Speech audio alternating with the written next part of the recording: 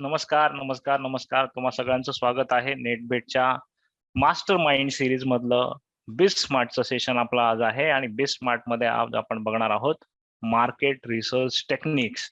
मित्रांनो, सुरुवात करण्याच्या आधी क्विकली मला कमेंट्स मध्ये सांगा, माझा आवाज येतोय का? मी नुकताच माझा हेडफोन चेंज केला, तर माझा आवाज तुम्हाला बरोबर येतोय का? व्हिडिओ बरोबर दिसतोय का? स्क्रीनवर माइंड मॅप बरोबर दिसतोय का? मला क्विकली कमेंट्स मध्ये सांगा.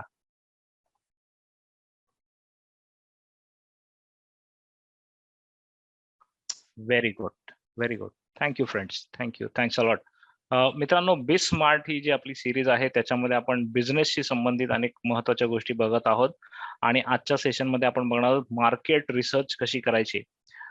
बऱ्याच वेळेला असं होतं ना की आपण बिझनेस सुरू करायला जातो, प्रॉडक्ट लॉन्च करायला जातो, की त्याच्यासाठी मेहनत करतो, पैसे घालवतो, वेळ घालवतो, प्रोडक्शन करतो, पॅकिंग करतो, लॉन्च करतो.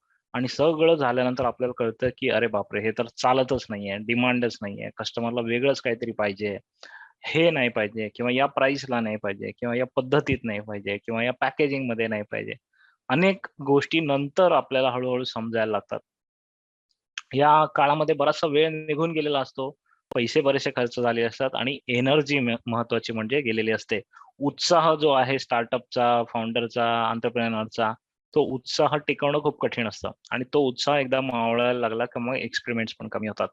मित्रांनो, तुमच्यापैकी किती जणांबरोबर असं काही झालेलं आहे? मला कमेंट्स मध्ये सांगा, मला समजून घ्यायला आवडेल.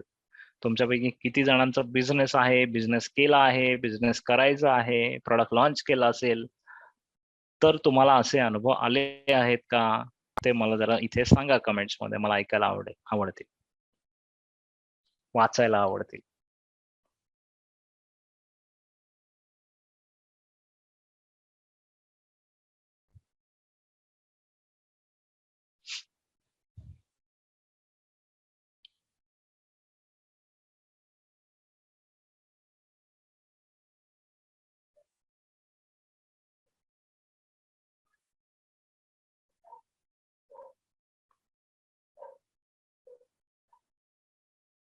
सो जर तुमचा बिझनेस असेल, सुरू असेल किंवा करायचा असेल, दोन्ही केसमध्ये मार्केट रिसर्च तुम्हाला कामाला येईल.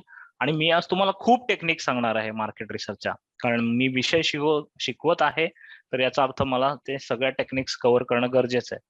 तुम्हाला त्या सगळ्या वापरल्याच पाहिजेत असं नाही, पण त्यातल्या काही तुमच्या बिझनेससाठी उपयुक्त ठरतील. प्रत्येक बिझनेसला वेगवेगळे टेक्निक्स कदाचित वापरावे लागतील, सगळ्यांसाठी समान रूल नसतो.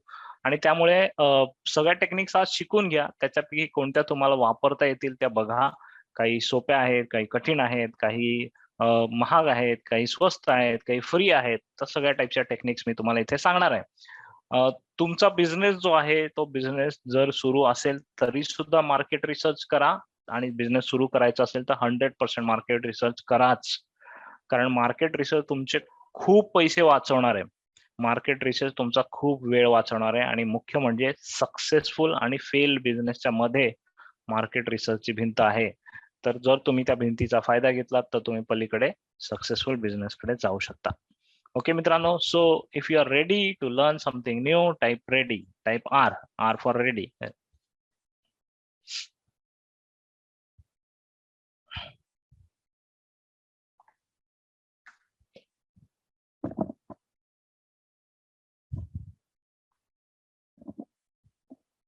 Okay friends, thank you, thank you, thank you, thanks a lot.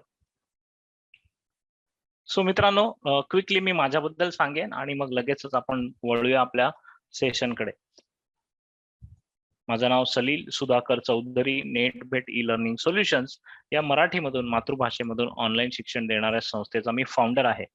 मित्रांनो, नेटभेट ही ऑनलाईन लर्निंगची कंपनी आहे, ज्याच्या नावातच आहे नेट भेट. जसं आता आपण नेटवर भेटतोय, तीच संकल्पना घेऊन मी काही वर्षांपूर्वी कामाला सुरुवात केली आणि असं ठरवलं की मातृभाषेतून आणि ऑनलाईन शिक्षण आपण देऊ शकतो. त्याचा एक सक्सेसफुल बिझनेस बिल्ड करू शकतो. त्याच्यामध्ये माझं काम चालू आहे. हे काम चालू असताना मित्रांनो, आम्ही 100 पेक्षा जास्त मराठी भाषेतील कोर्सेस आणलेले आहेत. अनेक विषय आम्ही टच केलेले आहेत. फायनान्स असो, पर्सनल फायनान्स असो, शेअर मार्केट असो, बिझनेस असो, मार्केटिंग असो, स्टार्टअप असो, म्युझिक असो, त्याच्यानंतर हेल्थ असो, वेल्थ असो, रिलेशनशिप असो, ड्रॉइंग, आर्ट, पेंटिंग असे अनेक विषय आम्ही घेऊन आलेलो आहोत आणि ही तर सुरुवातच आहे. आणखी अनेक विषय आम्ही तुमच्यासाठी घेऊन येणार आहोत. ऑब्जेक्टिव्ह हा आहे, की मराठी मधून मातृभाषेतून ऑनलाईन प्रत्येकाला आपल्याला जे हवंय ते शिकता आलं पाहिजे. मित्रांनो, या प्रयत्नामध्ये 70,000 पेक्षा जास्त विद्यार्थी आमच्या सोबत जोडले गेले आणि हे विद्यार्थी अक्रॉस द ग्लोब आहेत. तब्बल 18 देशांमध्ये नेटबेटचे विविध देशांमध्ये नेटबेटचे मराठी विद्यार्थी आहेत. सो मराठी माणूस जगाच्या पाठीवर कुठेही असला तरी त्याला स्वतःच्या भाषेतून शिकण्याचा आनंद वेगळाच वाटतो, आवडतो आणि म्हणून ते लोक शिकत आहेत. अ, आणि मित्रांनो, एक विजन घेऊन आम्ही काम करतोय. ते विजन तसं सोपं आहे आणि तसं म्हटलं तर खूप कठीण आहे. ते विजन आहे टू डेमोक्रेटाइज एज्युकेशन. डेमोक्रेटाइज म्हणजे लोकशाहीकरण. आम्हाला शिक्षणाचं लोकशाहीकरण करायचंय. लोकशाहीमध्ये प्रत्येक व्यक्तीला समान मत, समान अधिकार असतो. अ, आणि अगदी त्याचप्रमाणे शिक्षणाचा अधिकार प्रत्येक व्यक्तीला मिळावा. आपल्या भाषेतून, आपल्या जागेवरून आपल्याला पाहिजे तिथे, पाहिजे तिथून, पाहिजे तसं, पाहिजे त्या वेळेला, पाहिजे कळेल त्या भाषेमध्ये शिकता आलं पाहिजे आणि हे आहे आमचं विजन टू डेमोक्रेटाइज एज्युकेशन. मी नेहमी म्हणतो, की तुम्ही आंबे गावात असा, अंबरनाथमध्ये असा, अमरावतीमध्ये असा, ॲम्स्टरडॅममध्ये असा किंवा अमेरिकेत असा, जगाच्या पाठीवर कुठेही असाल, तरी सुद्धा तुम्ही केवळ तुमचं स्मार्टफोन, लॅपटॉप आणि इंटरनेट कनेक्शन याच्या सहाय्याने तुम्हाला पाहिजे ती गोष्ट शिकता आली पाहिजे. कारण अल्टिमेटली शिकल्याशिवाय प्रगती साधणं शक्य नाहीये. मित्रांनो, हे आमचं विजन आहे. मातृभाषेतून शिकूया, प्रगती करूया, हे ब्रीद वाक्य आहे आणि ते घेऊन आम्ही प्रयत्न करतोय, काम करतोय. या कामी तुमची मदत, तुमचा आधार असाच राहू द्यात. जर तुम्हाला माझं हे काम आवडत असेल, पटत असेल, कनेक्ट होत असेल, तर मित्रांनो कमेंट्समध्ये कनेक्ट असं लिहून मला कळवा.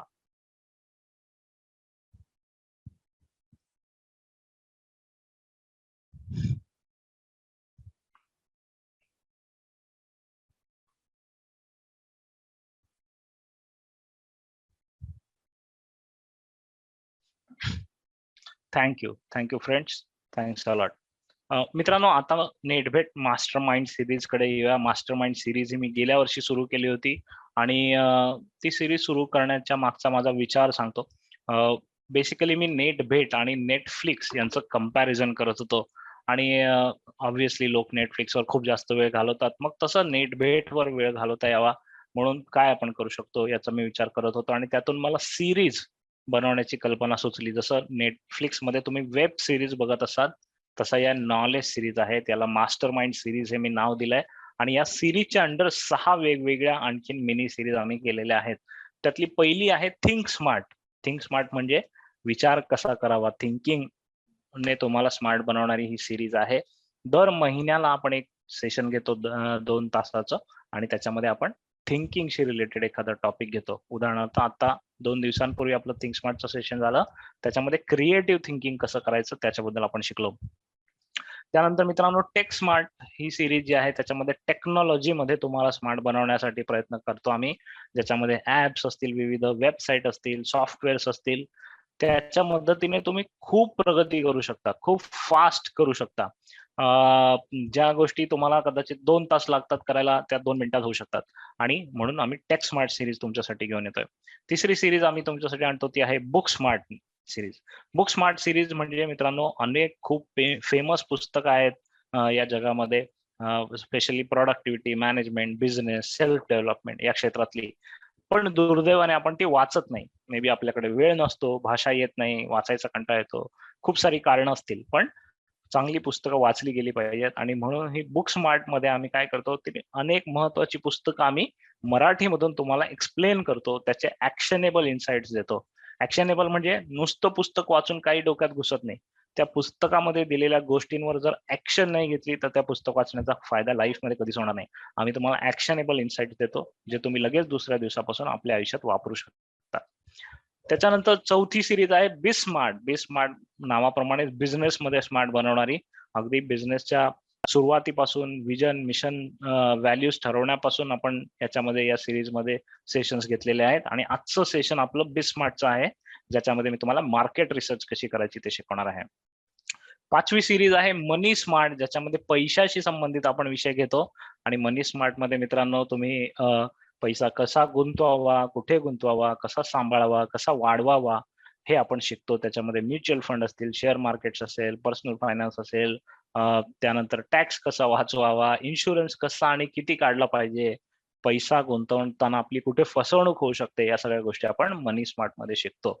आणि 6वी सिरीज जी अजून सुरू झालेली नाहीये, जून महिन्यापासून सुरू होईल, ती डीजी स्मार्ट नावाची सिरीज आहे. ही सिरीज मात्र फ्री नसणार आहे, ही पेड सिरीज असणार आहे.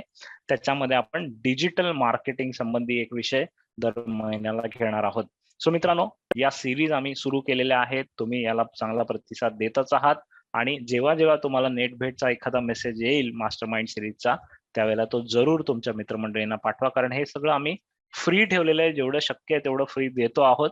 त्याचा फायदा जास्तीत जास्त लोकांना मिळवून द्या. सो मित्रांनो, माझ्याबद्दल मी बरंच बोललोय. सो आता जास्त वेळ घालवणार नाही आणि आता आपण सुरुवात करूया आपल्या विषयाकडे. ते म्हणजे market research. Power of market research. मी तुम्हाला मगाशी सांगितले की मार्केट रिसर्च तुमचा खूप पैसा, वेळ, श्रम, उत्साह वाचवू शकते आणि त्यामुळे तुम्ही जास्त चांगल्या प्रकारे काम करू शकता. तुमच्या बिझनेसच्या फेल्युअर आणि सक्सेसच्या मध्ये मार्केट रिसर्च उभी आहे, एवढं लक्षात ठेवा. तर मार्केट रिसर्च ही गोष्ट आहे, तुम्हाला नावातच कळतंय मार्केटचा रिसर्च. मार्केट मध्ये प्रॉडक्ट आणण्याच्या आधी आपल्याला रिसर्च करायला पाहिजे आणि तो रिसर्च आपण कशा प्रकारे करायचा, त्याच्या टेक्निक्स कोणत्या आहेत ते आपण बघू. पण सगळ्यात आधी बघूया की नेमकं मार्केट रिसर्च मध्ये काय काय बघायचं, काय काय कव्हर करायचं. ओके. सो 4 गोष्टी आपल्याला मार्केट रिसर्च मध्ये शिकायच्या आहेत. माझा माइंड मॅप थोडासा स्लो आहे. ओके, 4 गोष्टींचा अभ्यास आपल्याला मार्केट रिसर्च मध्ये करायचा आहे. एक म्हणजे इंडस्ट्री. ज्या इंडस्ट्रीमध्ये तुम्ही जाताय, ज्या इंडस्ट्रीमध्ये तुम्ही प्रोडक्ट ओपन करत आहात, त्या इंडस्ट्रीचा आपल्याला अभ्यास करायचा आहे. दुसरं म्हणजे ऍक्च्युली मार्केटचा, जिथे तुम्ही विकायला जाणार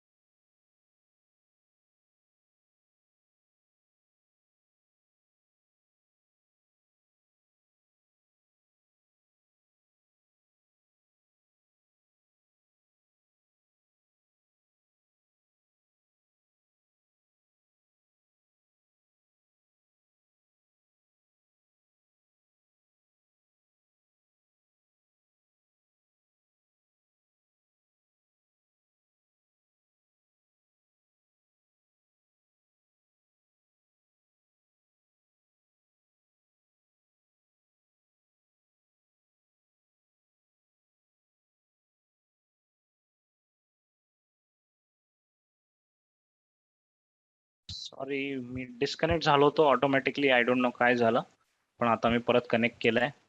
क्विकली मला कमेंट मध्ये सांगा जर मी परत कनेक्ट झालो असेल, आवाज वगैरे येत असेल तर. 1-2 जणांनी प्लीज कन्फर्म करा. Okay, great. Thank you. Thank you. So मित्रांनो, कॉम्पिटिटर्सचं पण आपल्याला रिसर्च करायचे आहे. परत जर माझं नेट गेलं तर चिंता करू नका, मी लगेच एकाच मिनिटात परत कनेक्ट करेन. Okay. So industry, market, customers आणि कॉम्पिटिटर या चौघांचा अभ्यास आपल्याला आधीच करता येईल, आपले पैसे वाया जाण्याच्या आधीच. 2 मुख्य पद्धती आहेत मार्केट रिसर्चच्या मित्रांनो. पहिली पद्धत आहे प्राइमरी रिसर्च, दुसरी आहे सेकंडरी रिसर्च. मला कमेंट्स मध्ये सांगा तुम्ही या गोष्टी, या दोन्ही रिसर्च मेथड बद्दल यापूर्वी वाचलेलं का किंवा ऐकलेलं का किंवा माहिती आहेत का. प्रायमरी रिसर्च मेथड आणि सेकंडरी रिसर्च मेथड. आता आपण बघतोय ते सगळं MBA चं ज्ञान आहे. MBA कॉलेजमध्ये शिकायला मिळतं मार्केटिंग बद्दल, ते आपण शिकणार आहोत. ओके, आपल्याकडे येस आणि नो दोन्ही इक्वल आलेले आहेत ऑलमोस्ट. Very good. सो तुमच्यापैकी बऱ्याच जणांना ऍटलीस्ट कॉन्सेप्ट माहिती आहेत, विच इज गुड. ठीक आहे. सो मित्रांनो, 2 टाईपच्या रिसर्च केल्या जातात. एक असते प्रायमरी रिसर्च, एक असते सेकंडरी रिसर्च. नावाप्रमाणेच आहे. प्रायमरी जी तुम्ही स्वतः जाऊन केलेली, प्रथम तुम्ही केले. सेकंडरी म्हणजे कोणीतरी दुसऱ्याने केलेल्या रिसर्चचा आपण आधार घेतो. That is secondary. As simple as that. Primary research मध्ये तुम्ही स्वतः जाता डायरेक्टली आणि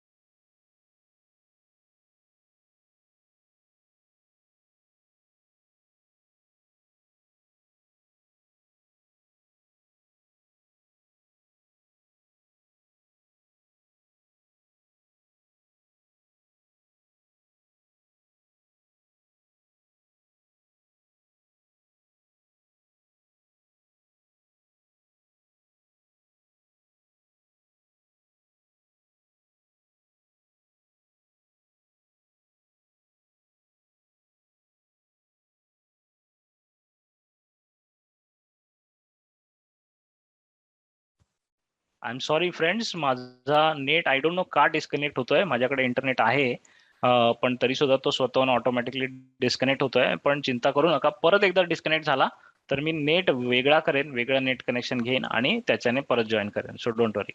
okay, sorry for this interruption. हे कोणाच्याच हातात नाहीये, काय डिस्कनेक्ट होतोय मला माहिती नाहीये. ओके, सो फ्रेंड्स, प्रायमरी मध्ये आपण सगळं करायचंय, सेकंडरी मध्ये दुसऱ्या कोणीतरी केलेली रिसर्च आहे. तर ऑब्व्हियसली इथून पुढे आपण जे शिकणार आहोत ते सगळं प्रायमरी रिसर्च शिकणार आहोत. कारण सेकंडरी रिसर्च मध्ये रेडीमेड तुम्हाला रिपोर्ट्स मिळतील, प्रत्येक बिझनेसचे वेगळे असतील.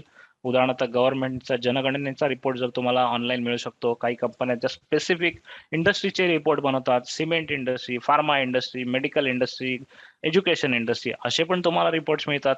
सो त्याच्यातून तुम्ही माहिती काढू शकता. पण आता इथून पुढचे आपलं जे सेशन आहे ते आपण प्रायमरी रिसर्च म्हणजे जे आपण स्वतः आपल्या बिझनेससाठी करणार आहोत त्याच्यावर फोकस करूया.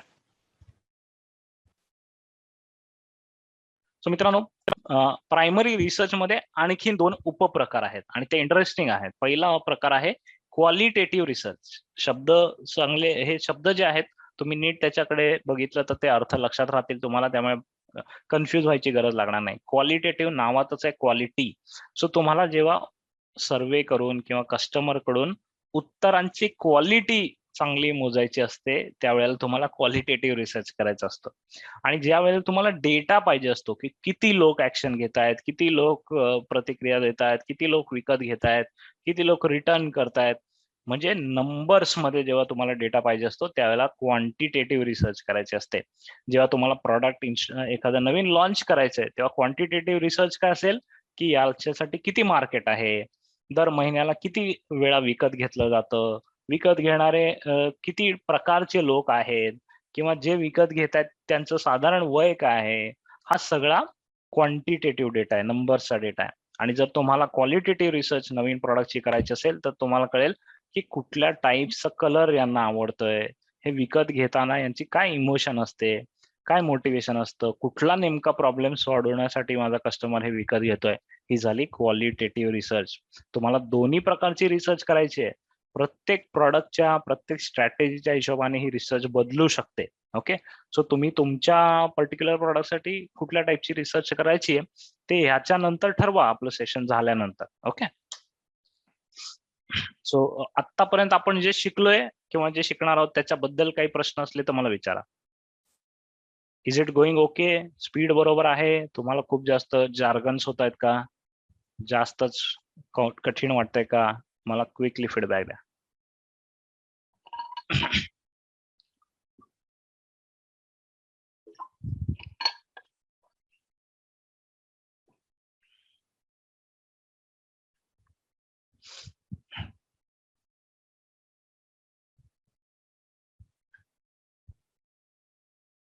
कमेंट्स मध्ये लिहा मित्रांनो काहीतरी, मग मला कळणार कसं जर तुम्ही लिहिलं नाही तर. Yes, no, okay, not okay.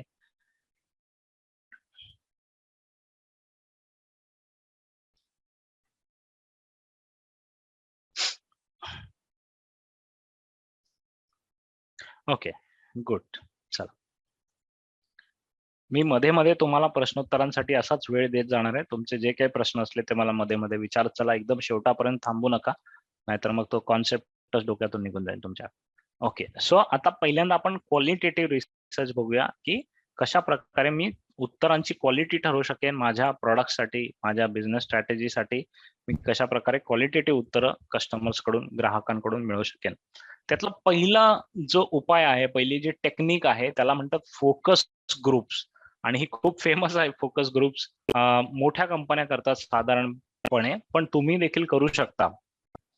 तर फोकस ग्रुप्स मध्ये काय असतं की जे आपल्याला कस्टमर्स, आपले पोटेन्शियल कस्टमर्स वाटतात.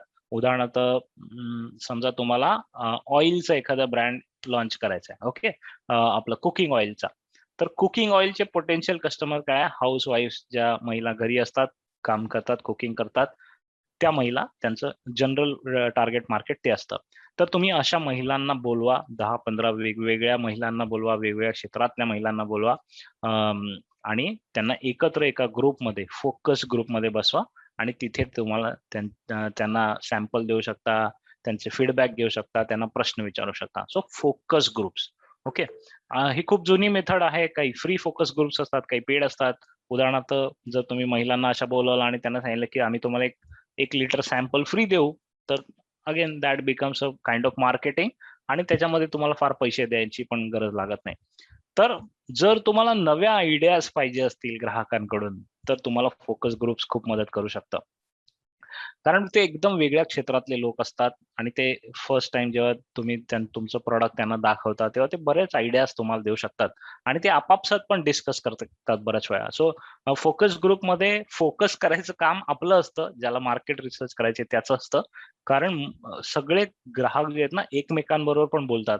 त्यांची बॉडी लँग्वेज असते, त्यांचे फेशियल रिएक्शन्स असतात. काही गोष्टी आवडतात, काही नाही आवडत. बऱ्याच वेळा लोक पोलाईट असतात. की तोंडावर वाईट बोलत नाहीत. त्याच्यामुळे कदाचित तुम्ही प्रश्न विचारलात सर्व्हेचा, तर ते म्हणतील नाही चांगलं आहे. पण ते जेव्हा आपापसात बोलतात, फीडबॅक शेअर करतात, त्यावेळेला आपले कान उघडे पाहिजेत. कारण त्यावेळेला बऱ्याच वेळेला रिअल इन्फॉर्मेशन बाहेर येते. तर फॉर एक्झाम्पल मी एका ट्रेनिंगमध्ये होतो. एक वॉटर ट्रीटमेंटचं एक ट्रेनिंग होतं. खूप वर्षांपूर्वीची गोष्ट आहे आणि ट्रेनर चांगला होता, टॉपिक पण चांगला होता. पण ते शिकवण्याची मेथड थोडी बोरिंग होती. टेक्निकल विषय होता. वॉटर ट्रीटमेंट प्लांट जे असतात त्याचा. तर थोडा टेक्निकल विषय पण होता आणि मला तसं समजत होतं, नाही असं नाही. पण माझी लिंक लागत नव्हती त्याच्यामध्ये. त्याच्यानंतर मध्ये जेव्हा ब्रेक टाईम झाला, स्नॅक्स टाईम झाला, त्यावेळेला मग असं पुन्हा आम्ही 4-5 लोक असे चहा, कॉफी घेता-घेता बोलत राहिलो. तर त्यावेळेला मी असं बोलून टाकलं, की ट्रेनिंग फार बोर वाटतंय मला. ओके. आणि त्या ट्रेनरने ॲक्चुअली त्याची माणसं त्या कॉफी ब्रेक एरियामध्ये ठेवली होती. कारण त्याला तिथून रिअल फीडबॅक मिळत होता. तो फोकस ग्रुप जो आहे ना, आम्हाला सगळ्यांना माहिती नव्हतं, की त्याची माणसं इथे आसपास आहेत. मे बी ज्याच्याबरोबर मी बोलत होतो, तो कदाचित त्याचाच माणूस असेल. पण सगळं अशा प्रकारची इन्फॉर्मेशन त्यांनी तिकडे जमा केली. कारण तोंडावर आपण ट्रेनरला चांगलंच म्हणतो. मी पण आता सेशन झाल्यानंतर तुम्हाला मी म्हटलं, की मला फीडबॅक द्या कसं वाटलं, तर तुम्ही म्हणाल चांगलंच आहे. पण रिअल फीडबॅक जो आहे तो काय म्हणतात अशा सेटअपमध्ये येतो जिथे आपण काही ऑफिशियली करत नसतो. पोलाईट राहण्याची गरज नसते. इन पर्सन असतं अशा प्रकारे. ओके. सो फोकस ग्रुप्समध्ये बऱ्याच वेळेला तुम्हाला थेट फीडबॅक कदाचित बरोबर मिळत नाही. पण तुम्हाला इनडायरेक्ट फीडबॅक चांगला मिळू शकतो. सो तुमचे टार्गेट कस्टमर्स असतील त्यांना एकत्र ग्रुपमध्ये आणा. 15-20 लोकांना एकत्र आणा आणि त्यांना प्रॉडक्ट हाताळायला द्या. ते सांगतील तुम्हाला, की या प्रॉडक्टचं वजन जास्त आहे. या प्रॉडक्टचा कलर हा नाही पाहिजे. या प्रॉडक्टमध्ये पकडायसाठी एक जागा ठेवा. या प्रॉडक्टच्या पॅकेजिंगमध्ये असा प्रॉब्लेम ठेवा. जे याचं पॅकेजिंग येतं बघा, त्याचं कॉफीचं पॅकेजिंग येतं. त्या कॉफीला पूर्वी नाही यायचं, पण आता तुम्ही त्या कॉफीला सील करून ठेवू शकता. ते एका फोकस ग्रुपमधून आलेली आयडिया आहे ती. ओके. त्याच्यानंतर अशीच फोकस ग्रुपमधून आलेली दुसरी आयडिया म्हणजे जी स्कूटी असते, त्या स्कूटीमध्ये आतमध्ये हेल्मेट ठेवायसाठी जागा बनवली गेली.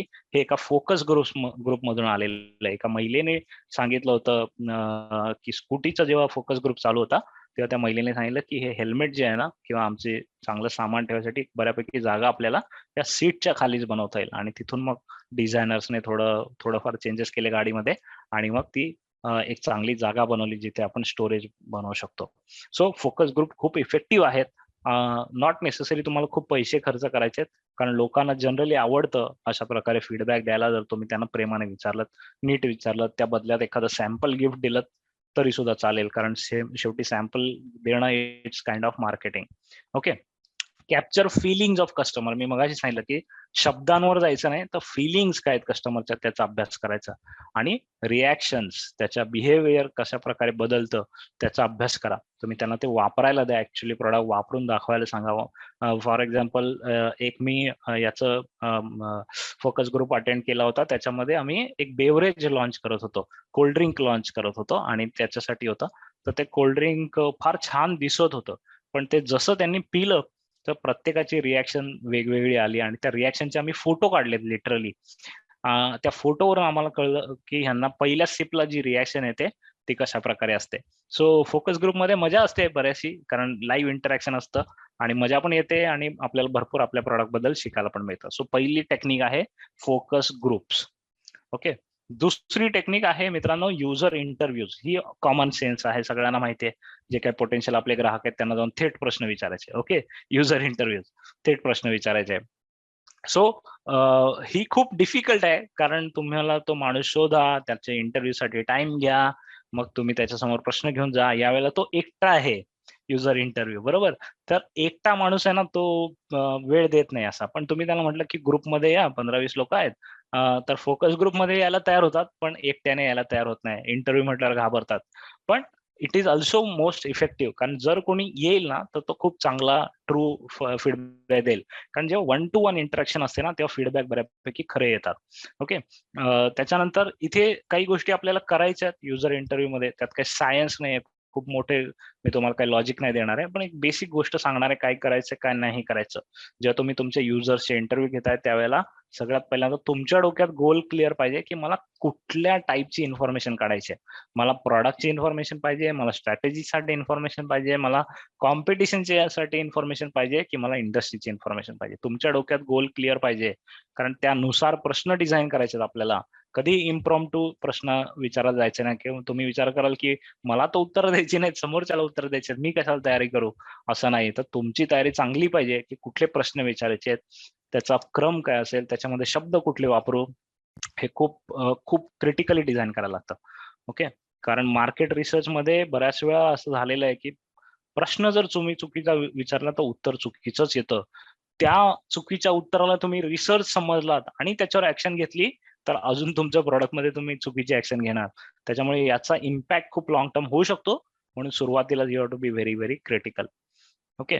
Build rapport. डायरेक्ट थेट प्रश्नांना सुरुवात नाही करायची. आधी त्या माणसाबद्दल जाणून घ्या. Know the person. Start with simple question. त्याला कम्फर्टेबल वाटलं पाहिजे प्रश्नांची उत्तरं देताना. अरे त्याला वाटलं पाहिजे, अरे हे तर इझी आहे, मजा आहे.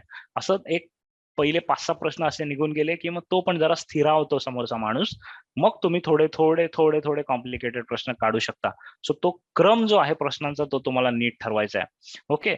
Always ask open ended question. ही सगळ्यात मोठी मिस्टेक असते लोकांची. तुम्हाला हे आवडतं का? हो किंवा नाही मध्ये उत्तर आलं. तुम्हाला याचं वजन बरोबर वाटतंय का? हो किंवा नाही मध्ये उत्तर आलं. असे प्रश्न विचारायचे नाहीत. ओपन एंडेड, त्यांना एक्सप्लेन करावं लागेल असं प्रश्न विचारायचे. फॉर एक्झाम्पल, तुम्हाला यातलं काय आवडतं? ओके. किंवा तुम्हाला काय वाटतं, की याचं वजन किती आपण ठेवायला पाहिजे? मग त्याच्यासाठी ओपन क्वेश्चन्स येतात. जर तुम्ही येस और नो वाले क्वेश्चन्स विचारले, तर तो इंटरव्ह्यू तुम्हाला फार मदत करत नाही. ओपन एंडेड क्वेश्चन्स विचारा. Then ask questions about their feelings, emotions and motivations. Feelings म्हणजे हे तुम्हाला हातात घेतल्यानंतर कसं वाटलं प्रॉडक्ट? हे जेव्हा तुम्ही फर्स्ट टाईम वापरलं तेव्हा कसं वाटलं? ओके, म्हणजे फीलिंग्स. त्याच्यानंतर इमोशन्स, म्हणजे जेव्हा तुम्ही या मी कुकिंग ऑइलचं एक्झाम्पल घेतो. जेव्हा तुम्ही या कुकिंग ऑइलचा फर्स्ट टाईम वापर केलात, तर त्याची जी विस्कोसिटी, त्याची जी थिकनेस आहे, ते बघून तुम्हाला कसं वाटलं? तुम्ही चांगल्या प्रतीचं तेल आपल्या फॅमिलीला देताय, की तुमचं आधीचं तेल चांगलं होतं, त्याच्याबद्दल तुम्हाला काय वाटलं? मग बरेच जण सांगतात, की नाही मला तर हे खूप चांगलं वाटलं, की हे एकदम थिक आहे. याचा अर्थ प्युअर आहे. कारण आपल्याकडे thickness is equal to purity असं समजलं जातं. ओके. त्याप्रमाणे मोटिवेशन म्हणजे ते घेण्याच्या मागचं कारण काय? कमी प्राइस हे कारण आहे, हेल्दी आहे हे कारण आहे, चांगलं पॅकेजिंग आहे हे कारण आहे. सो त्याच्या मागचे मोटिवेशन्स काय आहेत? याचा आपल्याला अभ्यास करायचा इंटरव्ह्यूच्या माध्यमातून. सो अशा प्रकारचे प्रश्न आपल्याला बिल्ड करायचे. Okay. Back on their answers.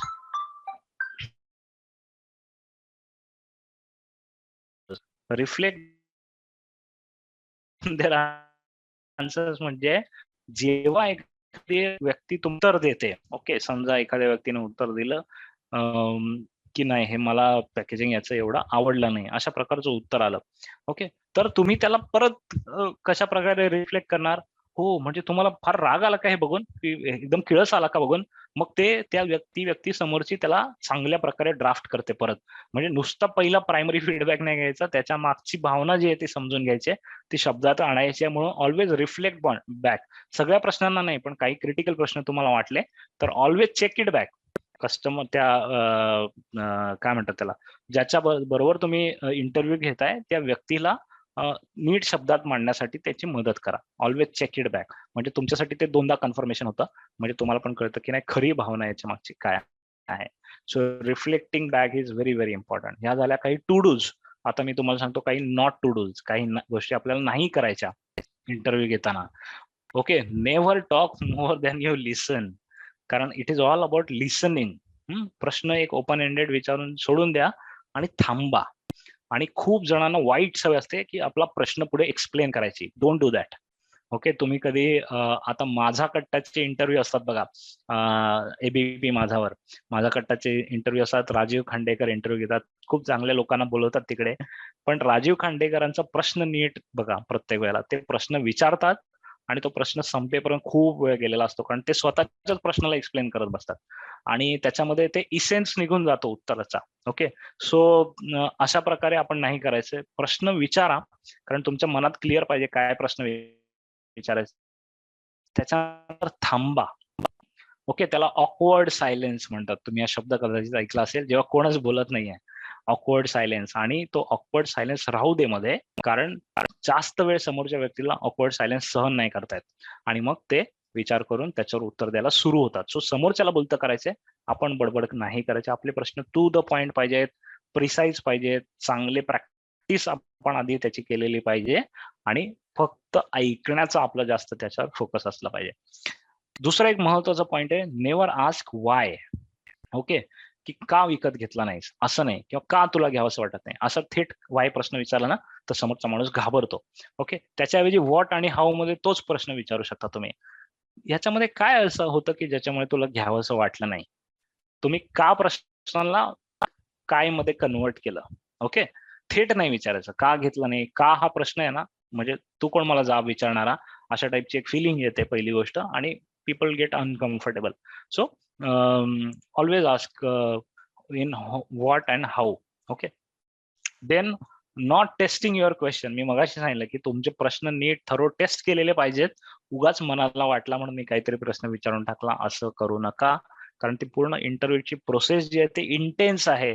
त्या व्यक्तीने आपल्याला समोरच्या वेळ दिलेला आहे आणि त्याचे जे रिझल्ट येणार आहेत ते रिझल्ट लॉंग टर्म इम्पॅक्ट करणार आहेत.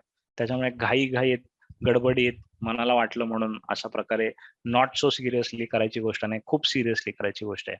ओके, सो तुम्ही आतापर्यंत इंटरव्ह्यू कंडक्ट केले असतील कस्टमर बरोबरचे, नसतील केले तर करा, आणि करत असाल तर अशा प्रकारे करा. ओके, हे काही टू डूज आणि नॉट टू डूज मी तुम्हाला सांगितलंय. सो फ्रेंड्स, दोनच टेक्निक आपण आतापर्यंत बघितल्या, फोकस ग्रुप्स आणि user interviews. If you have any questions ask me. User interview बघितले, फोकस ग्रुप्स बघितले, अजून आपल्याला आणखीन 4 टेक्निक्स बघायच्यात. हँड रेज करू नका, जे काही प्रश्न आहेत आपल्याला कमेंट्स मध्ये विचारा.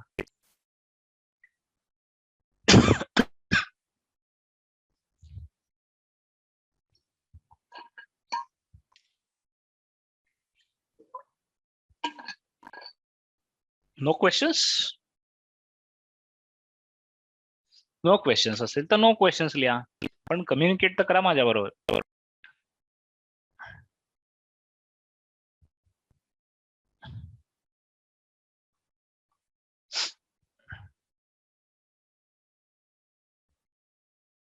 how to make meaningful questions. So how to make meaningful questions is always तुमच्या प्रत्येक प्रॉडक्टच्या हिशोबाने ते मिनिंगफुल असतील. ओके, त्याच्यामुळे ते तुम्हाला तुमचे डिझाईन करायचे. आणि मी म्हटलं ना की टेस्ट करा, तुम्ही 4 लोकांना विचारून बघा, तुमच्या ऑफिस मधल्या तुमच्या मित्रमंडळींना विचारून बघा आणि त्याच्यातून ते रिफाईन करा. असे काही फॉर्म्युला नाही की पहिल्या दिवशी तुम्हाला एकदम मिनिंगफुल क्वेश्चन येईल. पण जसं मी सांगितलं, सुरुवात इझी क्वेश्चन्सनी करायची, मग कॉम्प्लिकेशन लेवल थोडी थोडी वाढवत जायची. वाय टाईपचे प्रश्न विचारायचे नाहीत, हाऊ आणि व्हॉट मध्ये ते कन्वर्ट करायचे, थेट अटॅक करणारे प्रश्न विचारायचे नाहीत. That makes the question meaningful. Focus group हा आपल्या पोटेन्शियल कस्टमरचा घ्यायचा, आणि जर तुम्ही न्यू प्रॉडक्ट लॉन्च करणार असाल तर तुमच्या एक्झिस्टिंग कस्टमरचा पण घेऊ शकता. ज्यांनी तुमचं पहिलं प्रॉडक्ट वापरलंय त्यांनाच फोकस ग्रुपमध्ये बोलून दुसऱ्या प्रॉडक्ट बद्दल सांगू शकता. They will give you more insights. Okay, ठीक आहे. चला आता आपण पुढच्या टेक्निक्स कडे जाऊया. इंटरेस्टिंग टेक्निक्स आहेत. ओके, तुम्हाला हे इंटरेस्टिंग वाटते की नाही, की बोरिंग वाटतंय? Give me a quick feedback, कारण तुमचा रिस्पॉन्स मला नेहमीपेक्षा आज कमी दिसतोय. Give me quick feedback. Interesting असेल तर आय टाईप करा. मला आज फारच थंड रिस्पॉन्स दिसतोय.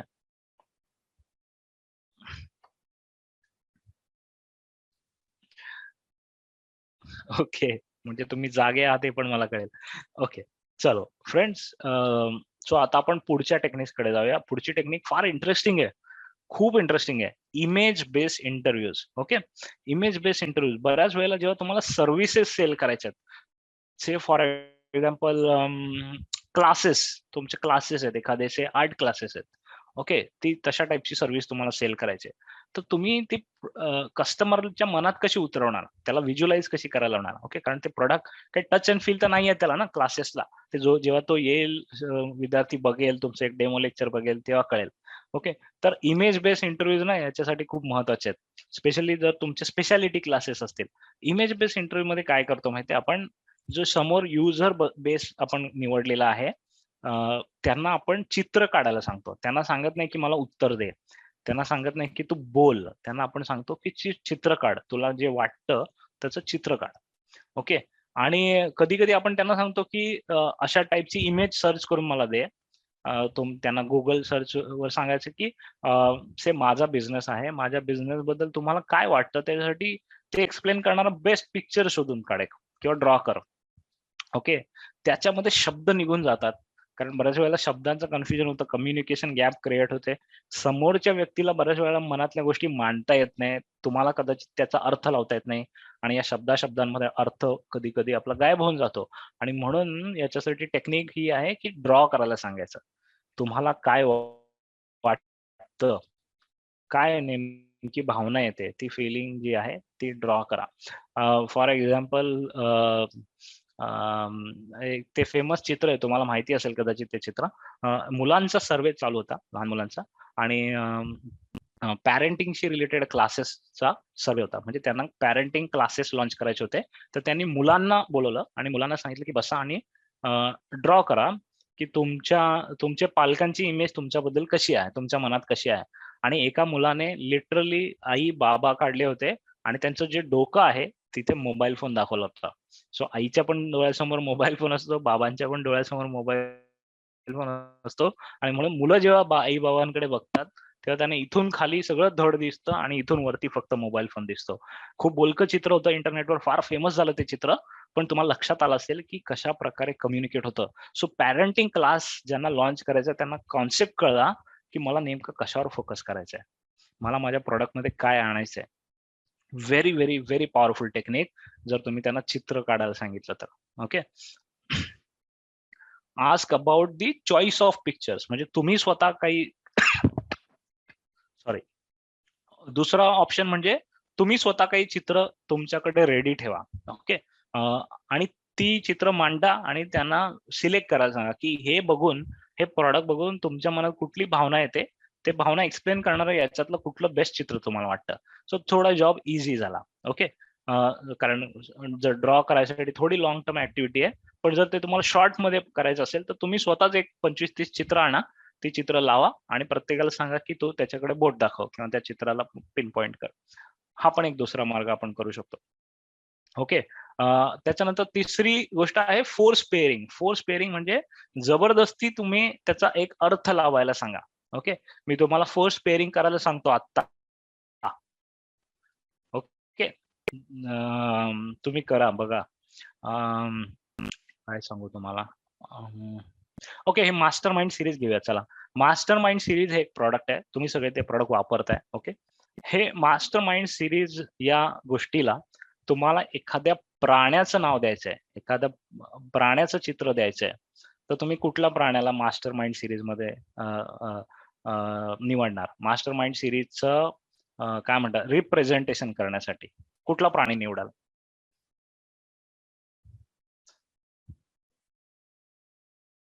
लायन, एलिफंट, चित्ता, fox, tiger, zebra, tiger, peacock, cow. Super, super, super. आता वेळ नाही म्हणून, पण पुढचा प्रश्न असा असला असता की मग तुम्ही मला फॉक्स का म्हटलात, तुम्ही मला मला म्हणजे मास्टर माइंड सेशनला काऊ का म्हटलात, झिब्रा का म्हटलात, तुमच्या प्रत्येकाच्या फिलिंग असतील त्याच्या मागच्या. ओके, आणि हे फोर्स पेअरिंग आहे, मी तुम्हाला फोर्स केलं पेअर करायला.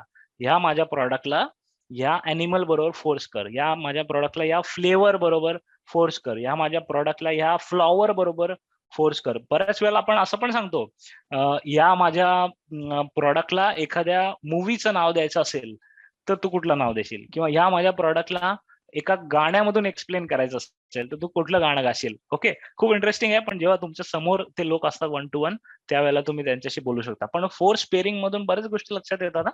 आता मला पण बऱ्याच गोष्टी लक्षात आल्या फोर्स पेअरिंग मधून, की तुमच्या मनात मास्टर माइंडची काय इमेज आहे ते. ओके.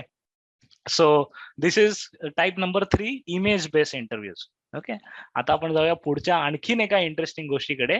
मी आता अर्थ विचारत नाहीये तुम्हाला, पण कधीतरी सर्व्हे करेन तुमचा पण इमेज बेस्ड इंटरव्ह्यू साठी, आणि मग त्यावेळेला मला नक्की सांगा. ठीक आहे. पण तुम्हाला कॉन्सेप्ट लक्षात आला, व्हेरी इंटरेस्टिंग, सिंपल वाटतो, फनी वाटतो, समोरच्याला पण टेन्शन येत नाही, पण तुम्हाला खूप चांगले इनपुट्स मिळतात. त्याच्यानंतर हा जो आहे पुढचा एथनोग्राफी, हा माझा फेव्हरेट टेक्निक आहे आणि मी बऱ्याच वेळेला वापरतो. ओके. खूप माझी फेव्हरेट टेक्निक आहे. मी माझ्या अनेक बिझनेसेसमध्ये वापरलेली आहे. एथनोग्राफी त्याला म्हणतात. That is observation technique. Okay. Observe करायचं समोरच्याला. पण ऑब्झर्व्ह करायचं म्हणजे काय करायचं? ते एथनोग्राफीमध्ये सांगितलेलं आहे. एथनोग्राफीमध्ये 2 टाइपच्या टेक्निक आहेत. एक आहे पॅसिव्ह ऑब्झर्वेशन, दुसरं आहे ॲक्टिव्ह. ओके. पॅसिव्ह ऑब्झर्वेशन मध्ये आपण शॅडो असतो. शॅडो म्हणजे मी जेव्हा मॉलमध्ये जातो शॉपिंग करायला, त्यावेळेला मी फक्त शॉपिंग नाही करत. मी काय करतो माहितीये, एखादा युजर आहे ना, जो मला ओळखत नाही, मी त्याला ओळखत नाही. त्या युजरच्या मागे थोडा वेळ फिरतो. जस्ट बघायला, म्हणजे मी त्याला शॅडो म्हणून काम करतो. त्याला माहिती नाही की मी त्याला ऑब्झर्व्ह करतोय आणि मी त्याला ओळखतही नाही. पण तो काय विकत घेतो, का विकत घेतो, काय बघतो विकत घेताना, कुठल्या टाइपचे प्रश्न विचारतो सेल्स जो कोणी ऑफिसर असेल समोर त्याला, किंवा तो कंपेअर कसा करतो, किंवा खूप सारे प्रॉडक्ट्स लावलेले आहेत. एक एक रॅक आहे. त्या रॅकमध्ये सगळ्या टाइपच्या टूथपेस्ट आहेत. डाबरची आहे, कोलगेटची आहे, पतंजलीची आहे, अजून 10-12 आहेत. त्यातली नेमकी तो कुठली उचलतो, पहिला हात त्याचा कुठल्या बाजूला जातो, एखादा प्रॉडक्ट खालच्या बाजूला असेल तर बघतो की नाही, हे सगळं ऑब्झर्वेशन आहे. ओके. आणि हे नॉट ओन्ली रिटेलमध्ये, मी सगळ्या टाइपच्या ह्याच्यामध्ये करतो. फॉर एक्झाम्पल, कपडे घेताना, ओके, किंवा मग एखादी इव्हन कार परचेसच्या वेळेला पण मी बरेच ऑब्झर्वेशन असे केलेले आहेत. ओके. सो मित्रांनो, passive observation is very good technique. आता तुम्ही तुमचे जे कस्टमर आहेत किंवा तुमच्या कॉम्पिटिशनचे कस्टमर आहेत, फॉर एक्झाम्पल तुम्ही एखाद्या क्लासेसमध्ये, एक क्लासेस आहे, तुमचं प्रॉडक्ट आहे, तर तुम्ही दुसऱ्या क्लासेसच्या दारावर जाऊन उभे राहा. ओके. दारावर म्हणजे एक्झॅक्ट दारात नाही, थोडंसं लांब, आणि बघा की कुठल्या टाइपचे लोक येत आहेत. ओके. जे लोक येत आहेत, बिहेवियर बघा. किती वयाच्या मुलांना बरोबर घेऊन येतायत, ते गाडीतून येतायत का, बाईकवरून येतायत का, सायकलवरून येतायत का, चालत येतायत का, त्यांच्या हातात कुठल्या टाइपचा मोबाईल आहे, त्यांची ओव्हरऑल पेहराव बघून त्यांचं इन्कम साधारण किती असेल, कितीतरी गोष्टी आपल्याला अभ्यासता येतात. Okay. Just by observation. So passive observation is very good. कुणाला काही पैसे लागत नाही. सो नेक्स्ट टाइम तुम्ही मॉलमध्ये दुकानात जाल, तर तुम्ही पॅसिव्ह ऑब्झर्वेशन करायचा प्रयत्न करा. पण एकदम जवळ समोरच्याला भीती वाटेल असं जाऊ नका, नाही तर मार खायला लागेल. थोडं अंतर ठेवून, आणि फार जास्त नाही नका करू. समोरच्याला लक्षात येईल असं नाही. पण it is a very good technique. दुसरी टेक्निक आहे ती active observation. By the way, passive मध्ये अजून एक गोष्ट तुम्हाला सांगतो मी, की हल्ली आता मॉलमधून बरेच जण सिक्युरिटी चेकिंग वगैरे काढून टाकले. म्हणजे पूर्वी तुम्हाला आत जाताना, बाहेर येताना सिक्युरिटी चेक करायचे, किंवा तुमची बॅग ठेवायला सांगायचे, किंवा तुमच्या बॅगला केबल टायने लावायचे. बऱ्याचशा मॉलमध्ये ते आता सगळं काढून टाकलेलं आहे. ओके. आता ते कस्टमरला फ्री फ्लो आहे. आणि ते जे वरती सगळे कॅमेरे लावलेले असतात ना, ते कॅमेरे फक्त सिक्युरिटीचे लोक बघत नाहीत, तर ते कॅमेरे मार्केटिंगची टीम बघत असते. ओके. त्याच्यातून ते कस्टमरला फॉलो करतात लिटरली, की कस्टमर एंटर केल्यानंतर पहिला कुठल्या एरियात जातो, तिथे किती वेळ घालवतो, मग दुसरा कुठल्या एरियात जातो, तर जाण्याचा मार्ग काय आहे. ओके. ते मुद्दामून मार्ग डिझाईन करतात वेगवेगळे, आणि त्याच्यातून ते पॅसिव्ह आपल्याला सगळ्या, जेव्हा पण आपण मॉलमध्ये फिरतो, आपली शॅडो एक बघत असते आपल्याकडे. आपल्याला ते माहिती नाही, पण ते कॅमेऱ्यातून आपल्याकडे बघत असतात. ओके. किंवा इव्हन तुम्ही ऑनलाईन काय परचेस करता, तर ऑनलाईन मध्ये तुम्ही कुठे क्लिक करता, आधी कुठल्या मेनू मध्ये जाता, त्याला हिट मॅप म्हणतात. ओके. त्या हिट मॅप मध्ये दिसतं ऍक्च्युअली की तुम्ही कुठल्या बाजूला बघताय. इव्हन मोबाईल मध्ये आहे की तुम्ही ऍप करत असताना कुठे स्क्रॉल करता, कुठल्या पेजवर जास्त स्क्रॉल करताय, कुठल्या पेजवर कमी करताय, कुठल्या पेजला तुम्ही ऍप बंद करून बाहेर पडताय, एक्झिट कुठे होताय, हा सगळ्या डेटाचा अभ्यास केला जातोय. हा, दिस इज ऑल डेटा वर्ल्ड. ठीक आहे. सो ऑब्झर्वेशन मधून हा डेटा कळतो. सो तुम्हाला 2 ह्या टेक्निक आता शिकायला मिळाल्या. या दोन्ही फ्री आहेत. ओके. पण दोन्ही इंटरेस्टिंग आहेत, दोन्ही खूप कामाचे आहेत. पहिली होती इमेज बेस्ड इंटरव्ह्यू, दुसरी होती एथनोग्राफी. कळल्या असतील तर टाईप करा yes I know, yes I understand किंवा यू टाईप करा आणि काही प्रश्न असले तर प्रश्न विचारा.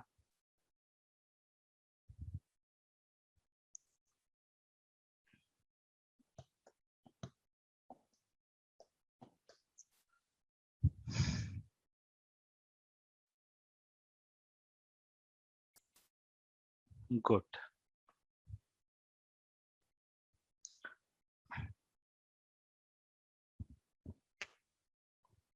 गुड.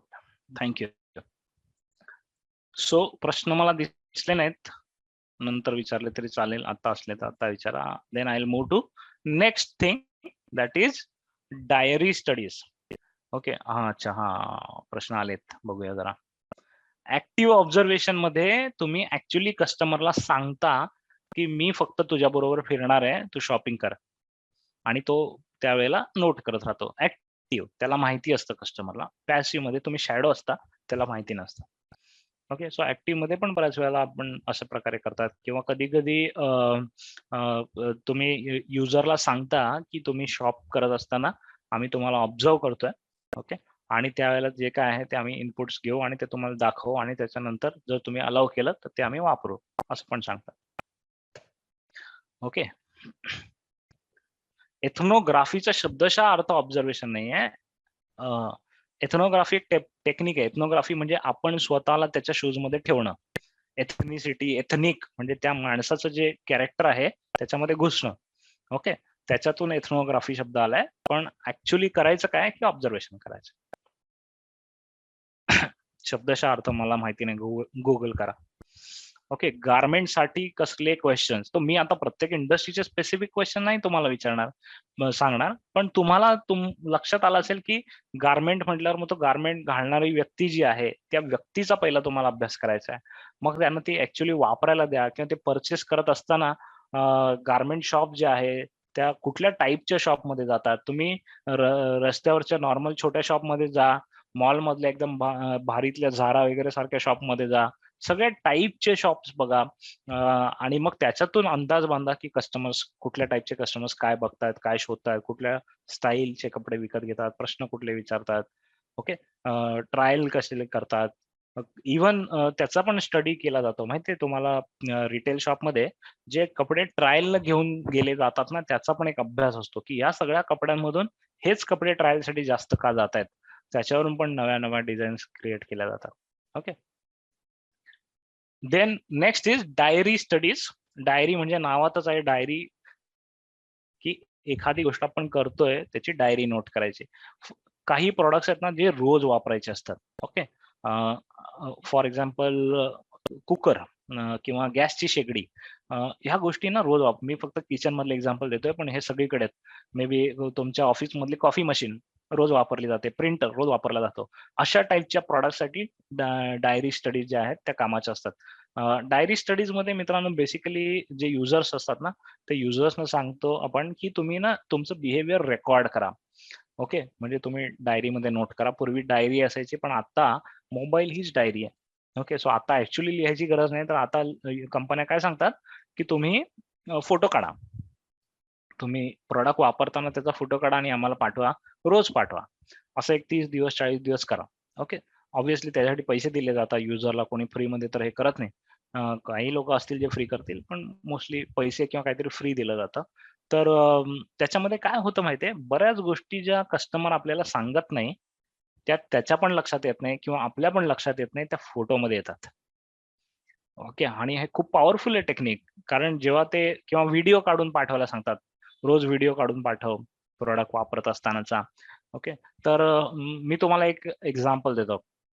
आम्ही एक कॉफी मशीन बनवली होती, आणि गोदरेजमध्ये असताना, आणि त्या कॉफी मशीनसाठी अशा प्रकारे थोडा सर्व्हे करत होतो. आणि त्या सर्व्हेमध्ये मित्रांनो फोटो काढून जेव्हा युजरला पाठवले, गोदरेजमध्ये नाही, त्याच्या आधीच्या कंपनीत मी केलेलं गॉडफ्रे फिलिप्समध्ये, तिथे असताना ही स्टडी केली होती. सो बेसिकली आम्ही काय सांगितलं युजर्सना की तुम्ही अशा प्रकारे फोटो काढून पाठवा.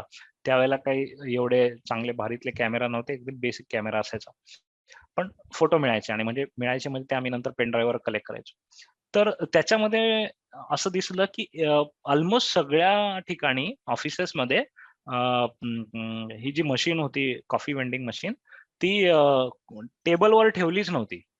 ओके. ती टेबलवर ठेवली नसून ते वॉटर कूलरच्या बाजूला एक छोटासा स्टूल ठेवून त्या स्टूलवर ठेवलेली. आता ही गोष्ट आहे ना आपल्याला लगेच लक्षात येत नाही. पण जेव्हा ते फोटो काढून पाठवले, तेव्हा लक्षात आलं की सगळेजण असं का करतायत? आणि मग त्यावेळेला लक्षात आलं की त्या मशीनमध्ये पाणी टाकायची जी आम्ही योजना केली होती, डिझाइन केली होती, ती वरून होती. ओके. एवढी हाईट जी आहे ते फिल करणाऱ्या पिऊनला जी मोस्टली कधी-कधी महिला असायची, ऑफिस क्लिनिंग करणारी वगैरे, तिला एवढी हाईट जमायची नाही आणि म्हणून मग ती मशीनच त्यांनी थोडी खाली आणून ठेवलेली छोट्या स्टूलवर, जेणेकरून तिला ती हाईट हे होईल. सो हा इनपुट आहे ना, हा इनपुट प्रश्न विचारून कधीच आला नसता. पण फोटो बघून लगेच कळलं आणि असं 5-6 कस्टमरकडे झाल्यावर लगेच कळलं, की हा प्रॉब्लेम आहे. मग ते आम्ही मशीनमध्ये पाणी भरायची वरून केलेली सोय बंद केली आणि मशीनच्या मागून केली, जेणेकरून वरती हाईटची गरज लागणार नाही. किती सिंपल गोष्ट आहे बघा.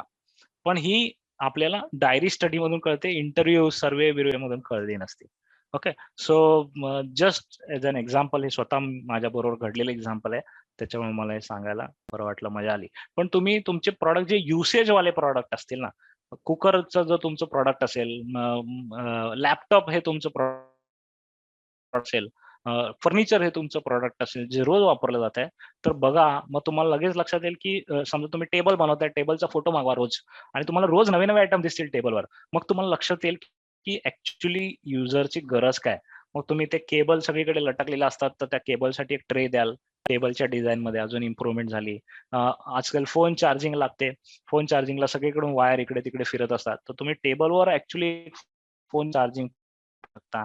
ओके. तुम्हाला दिसेल की सगळीकडे पुस्तकं इकडे किंवा नोटबुक्स इथे-तिथे पसरलेले आहेत.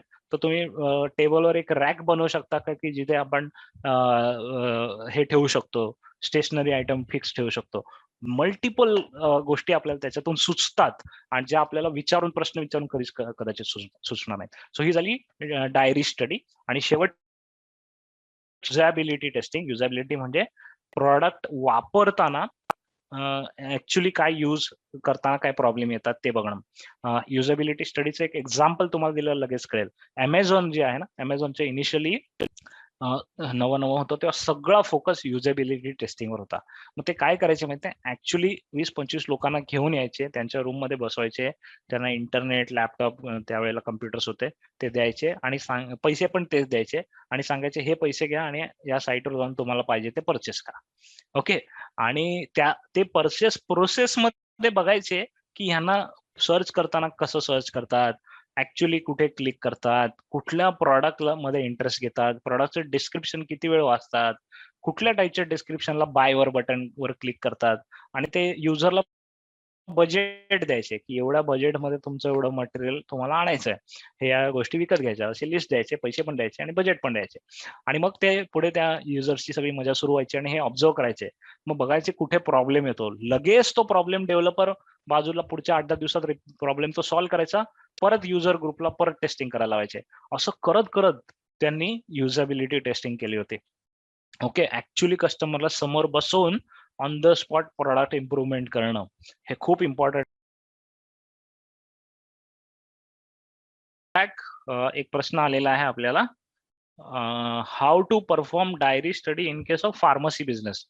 सो तुमचं जे प्रॉडक्ट आहे, ते प्रॉडक्ट डेली वापरलं जात असेल, तर डायरी स्टडी शक्यतो करा, अदरवाईज गरज नाहीये. पण तरी पण जर तुम्हाला करायचीच असेल, तर तुमच्या केसमध्ये 2 गोष्टी महत्त्वाच्या आहेत. एक तर ते प्रॉडक्ट कुठे कसं स्टोअर केलं जातं आणि दुसरं ते कधी घेतलं जातं. ओके. सो त्याचे तुम्ही फोटोग्राफ मागवा किंवा व्हिडिओ काढून मागवा युजरकडून आणि त्याच्यातून तुम्हाला लक्षात येईल, की स्टोरेज कंडिशन्स कशा आहेत, पॅकिंग कुठलं ठेवतात की नाही ठेवत बरोबर. आणि बऱ्याच वेळेला असं होतं मित्रांनो, आता तुम्ही फार्माचं एक्झाम्पल विचारलं म्हणून मी सांगतो, की औषध घ्यायला आपण विसरतो. ओके. आणि मग त्याच्यातूनच ते एक हे डिझाइन झालं बघा. त्याच्यामध्ये वार वाईज ते असं ठेवलेलं असतं, भांडं असतं एक प्लास्टिकचं आणि त्याच्यात रोटेटर असतात आणि 7 दिवसांचे शेड्यूल बनवलेले असतात. आणि त्याचा जन्म अशातूनच झालेला आहे. अशा प्रॉडक्ट्सचा जर फोटोज बघितले, तर तुम्हाला लक्षात येईल की कधीतरी विसरला तो हे करायला, युजर तुमचा फोटो पाठवायला, आणि मग त्यावेळेला तुम्हाला लक्षात येतं की ऍक्च्युली हे औषध घेण्यामध्ये प्रॉब्लेम आहे की लोक विसरतात. Okay, then you can find a solution if you want to find a solution. Okay.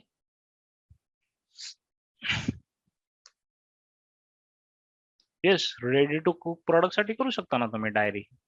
मग तुम्हाला लगेच कळेल की ते रेडी टू कुक जे काय तुम्ही देताय प्रॉडक्टचा त्याचा वापर कोण करतंय. ओके. त्याच्यानंतर फॉर एक्झाम्पल मॅगीचं एवढं चांगलं एक्झाम्पल आहे ना.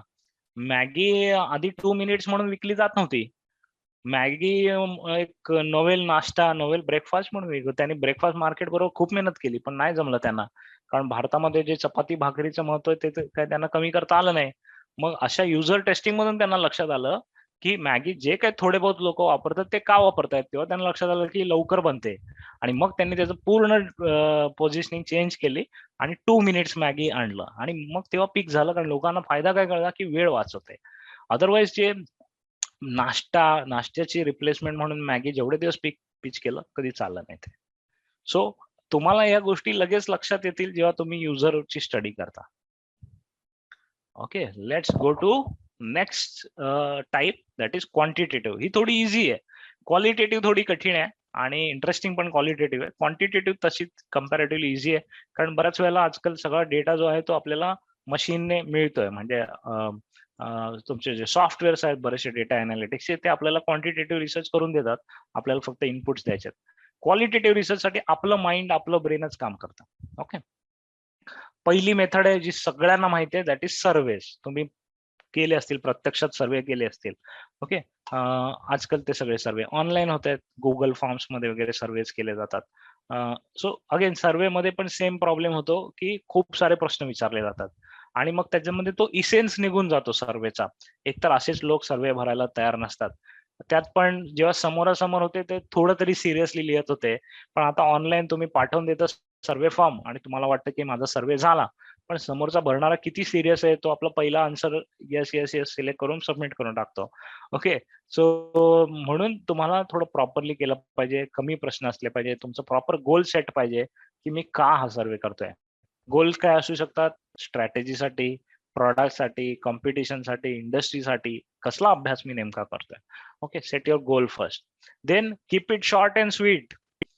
लेखी आहे ना सर्वे, तर त्याच्यामुळे तुम्हाला खूप जास्त मोठे पॅसेज लिहून चालणार नाही, कोणी वाचणार नाही, आणि ना लोक थकतात. त्याला सर्वे फटीग म्हणतात. फटीग म्हणजे पहिले 3-4 प्रश्न मस्त असतात, नंतरचे उडवाउडवीची उत्तर असतात. ओके. आणि जरी तुम्ही सर्वेसाठी पैसे दिले समोरच्याला ना, तरी सुद्धा फटीग येतोच येतो, कारण तो नॅचरल आहे. ओके. त्याला अवॉइड नाही करता येत. तुम्ही स्वतः सर्वे भरायला करा, भरा एखाद्याचा, मग तुम्हाला लक्षात येईल. आणि म्हणून it has to be really really short. खूप जास्त मोठे सर्वेज घ्यायचे नाहीत. सर्वेचे काही नियम सांगतो तुम्हाला. Ask critical questions first. जे मी सांगितलं ना, की सुरुवातीचे प्रश्न महत्त्वाचे विचारून घ्या, कारण पुढच्या प्रश्नांना त्यांचा उत्साह निघून गेलेला असतो, बोर झालेले असतात. ओके. सो जे काही 2-4 महत्त्वाचे प्रश्न आहेत आधीच पहिलेच विचारून घ्या. हे लेखी सर्वे बद्दल मी सांगतोय. मगाशी होतं ते इंटरव्ह्यू होतं, ते व्हर्बल होतं. हे जे आहे ते लेखी आहे सर्वे. त्याच्यानंतर सर्वे नीट स्ट्रक्चर करा, की कुठले प्रश्न मला विचारायचे आहेत. त्याचं स्ट्रक्चर काय असेल, ते ऑब्जेक्टिव्ह टाइप प्रश्न असतील, की डिस्क्रिप्टिव्ह प्रश्न असतील, की रेटिंगचे प्रश्न असतील, 1 to 10 रेटिंग द्यायची आहे, ते तुम्हाला स्ट्रक्चर करायला आहे. त्याच्यानंतर use logic to tailor question. Logic म्हणजे एखाद्या प्रश्नाच्या उत्तरावरून मग पुढचा विचारायचे की नाही ते ठरवा. सॉफ्टवेअर्स मध्ये असे लॉजिक बिल्ड करता येतात. गुगल फॉर्म मध्ये पण असे लॉजिक बिल्ड करता येतात. फॉर एक्झाम्पल, पहिला प्रश्न तुम्ही विचारला, तुम्ही सोशल मीडिया वापरता का? काही लोक हो म्हणतील, काही लोक नाही म्हणतील. जे लोक हो म्हणतील त्यांनाच पुढे प्रश्न विचारला जाईल, की कुठला वापरता? Instagram, Facebook, Twitter. ओके. जे लोक नाही म्हणतील त्यांना पुढचा प्रश्न नाही विचारला जाणार. त्यांना अजून काहीतरी पुढचा तिसरा प्रश्न येईल, की तुम्ही का वापरत नाही? लक्षात आलं? असे लॉजिक सॉफ्टवेअर्स मध्ये बिल्ड करता येतात. गुगल फॉर्म मध्ये बिल्ड करता येतात. ऑलरेडी मी गुगल फॉर्मचं एक टेक्स्टमार्ट मध्ये घेतलेलं आहे. तर त्याच्यामध्ये मी सांगितलंय सर्वे फॉर्म कसा बनवायचा ते. ओके. त्याच्यानंतर break it in multiple pages. जर खरंच तुमचा सर्वे फॉर्म मोठा असेल, जास्त प्रश्न असतील, तर ऍटलिस्ट ते मल्टिपल पेजेस मध्ये दाखवा. म्हणजे काय? पहिल्या 3 प्रश्नांचं एक पानावर 3च प्रश्न दिसणार. ते 3 सबमिट केल्यानंतर पुढचे 3 दिसणार. ते 3 सबमिट केल्यानंतर पुढचे 3 दिसणार. म्हणजे काय होणार, युजरच्या डोक्याला भार होणार नाही. त्याला वाटेल की चल 3-3च आहेत ना, सॉल्व्ह करतो. ओके. एकत्र अशी मोठी लॉन्ड्री लिस्ट दिसली तर घाबरतो युजर.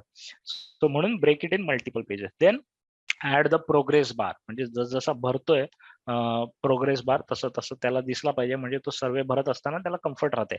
तुम्हाला एक टीव्ही मध्ये कदाचित लक्षात आले असेल, गेल्या काही वर्षांपासून जेव्हा पण ऍड ब्रेक येतो टीव्ही चॅनल्स मध्ये, तेव्हा तो ऍड ब्रेक किती मिनिटाचा आहे आणि तो संपत आलाय याचा एक प्रोग्रेस बार दिसतो, की आता 17 सेकंद राहिली, आता 16 सेकंद राहिली, आता 15 सेकंद राहिली.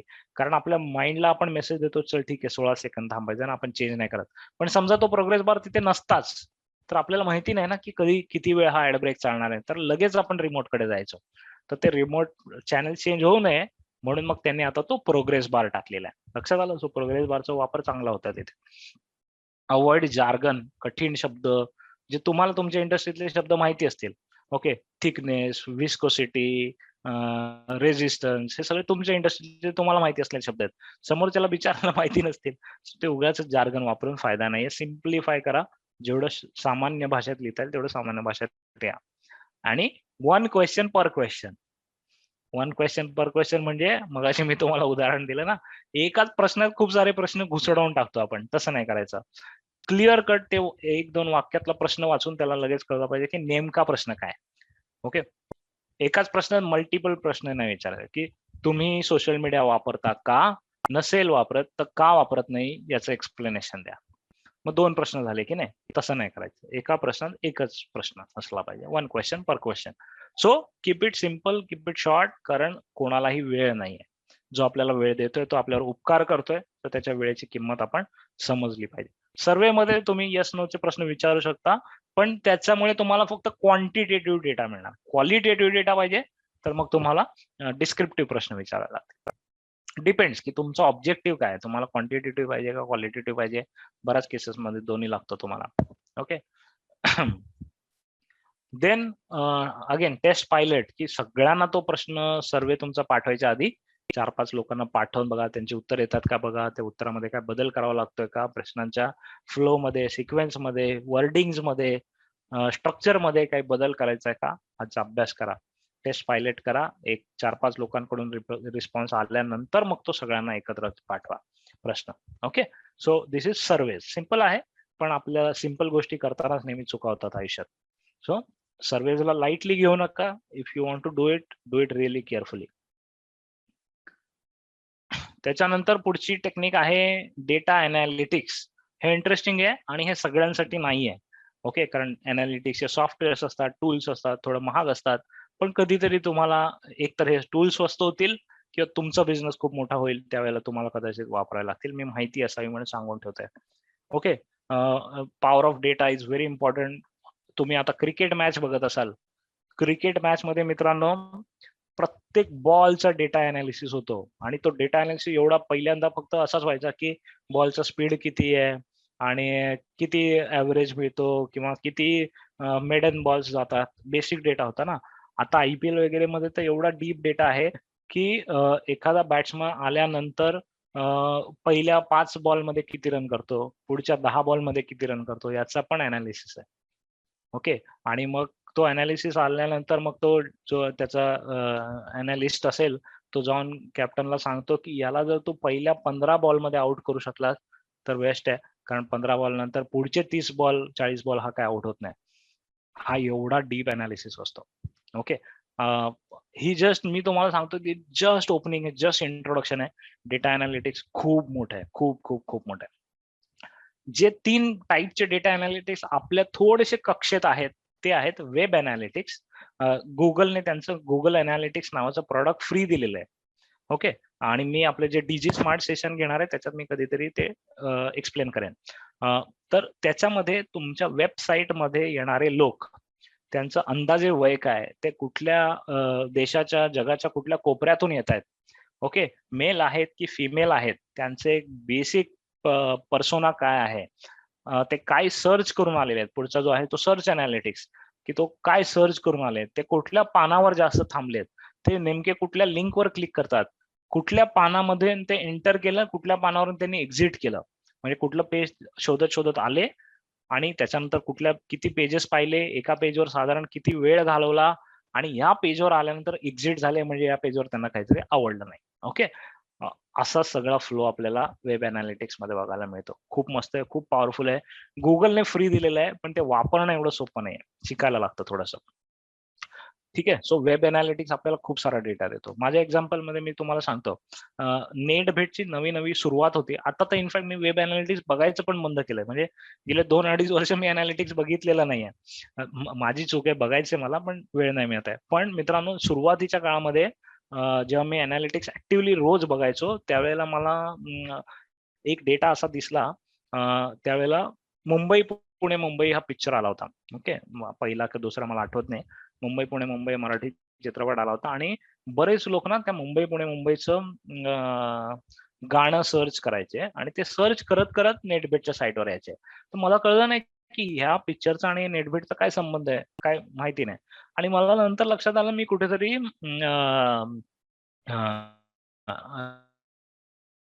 कुठल्यातरी एक टेक्नॉलॉजी टेस्ट होत होती. मला त्याचं नाव आठवत नाहीये. पण ती मुंबई, पुणे, मुंबई अशी टेस्ट होत होती. त्याच्याबद्दल मी आर्टिकल लिहिलेलं आणि त्याच्यातून तो मुंबई, पुणे, मुंबई शब्द येत होता.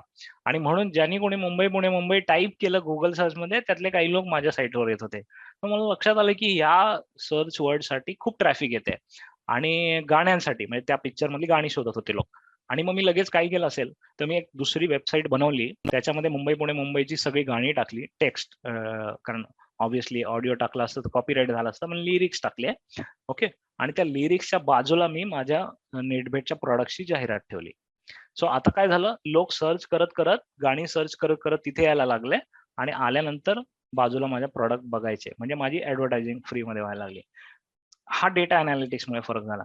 नंतर मग मी एका मुलाला हायर केलं, त्याला पैसे दिले. मी त्याला त्यावेळेला 4,000-1,000 रुपये द्यायचो महिन्याचे आणि मी त्याला सगळ्या रिसेंट, ओल्ड, नव्या, जुन्या सगळ्या मराठी चित्रपटांची लिरिक्स जे आहेत, गाण्यांचे लिरिक्स जे आहेत, ते कॉपी करून आपल्या वेबसाईटवर टाकायला सांगायचो. ओके, आणि त्याचं लिस्टिंग करायचो. सो तुम्ही कुठले Google सर्च केलं तर खूप साऱ्या साइट्स मिळतील जिथे गाण्यांची लिस्टिंग असते. तशी मी नेटवेटची लिस्टिंगची साईट बनवली आणि त्याच्यावर खूप ट्रॅफिक यायला लागले आणि त्या ट्रॅफिक मधून काही ट्रॅफिक माझ्याकडे यायला लागली, जे माझ्या प्रॉडक्ट मध्ये येत होते. सो अनालिटिक्स किती प्रकारे आपल्याला मदत करू शकतं. वेब अनालिटिक्स, सर्च अनालिटिक्स, आणि तिसरं नवं अनालिटिक्स आहे सोशल लिसनिंग. सोशल लिसनिंगचे काही सॉफ्टवेअर्स आहेत, टूल्स आहेत. ते टूल्स तुमचं नाव सोशल मीडियामध्ये कुणी कुणी कधी कधी घेतलंय ते तुम्हाला सगळ्या डेटा काढून सांगते. कुणीतरी समजा त्याच्या मित्राला फेसबुकमध्ये सांगितलं असेल की आज मी नेटबेटचं सेशन ऐकलं. ओके, त्याने मला जरी टॅग केलं नसलं तरी सुद्धा सोशल लिसनिंग टूल मला शोधून सांगेल की आज एवढ्या वेळा नेटबेट हे नाव वापरलं गेलं सोशल मीडियावर. फेसबुकवर एवढ्या वेळा, ट्विटरवर एवढ्या वेळा, लिंक्डइनवर एवढ्या वेळा. सोशल लिसनिंग म्हणतात, सगळे मोठे ब्रँड्स वापरतायत ते. ओके, आणि आपण सोशल मीडियामध्ये ब्रँड बद्दल काय बोलतो? आपण चांगलं बोलतो, वाईट बोलतो, शिव्या देतो, प्रॉडक्टचे इश्यूज असतात ते सांगतो, प्रॉडक्ट आवडलं ते सांगतो. समजा तुम्ही मारुतीची गाडी घेतली तर तुम्ही लगेच फोटो काढून पोस्ट करणार, तर तो सोशल लिसनिंग मध्ये लगेच येणार की मारुतीची गाडी परचेस झालेली आहे.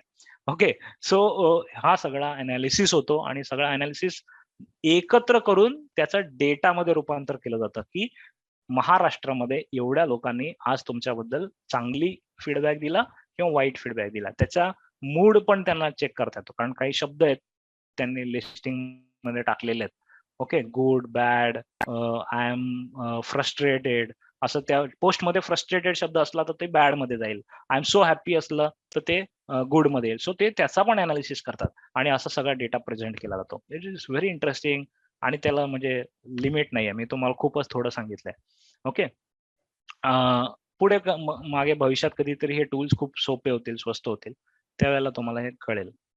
ओके, त्याच्यानंतर अजून त्याच्या पुढची लेवल आहे, difficulty level, that is eye tracking and biometrics. Okay, नावातच आहे बघा, आय ट्रॅकिंग. आय ट्रॅकिंग मध्ये ऍक्च्युली